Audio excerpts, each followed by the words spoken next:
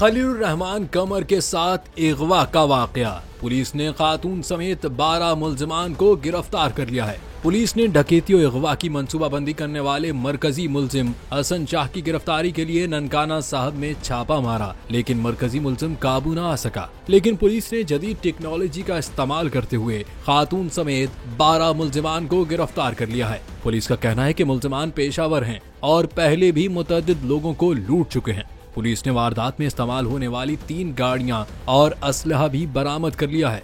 मुल्जिमान मशहूर और मालदार शख्सियात को हनी ट्रैप करके पैसे बटोरते हैं। अगवा और डकैती में मुलविस मुल्जिमान में 3 खवातीन और 9 मर्द शामिल हैं। गिरोह के चंद अफराद को लाहौर जबकि बाकी को दीगर शहरों से गिरफ्तार किया गया है।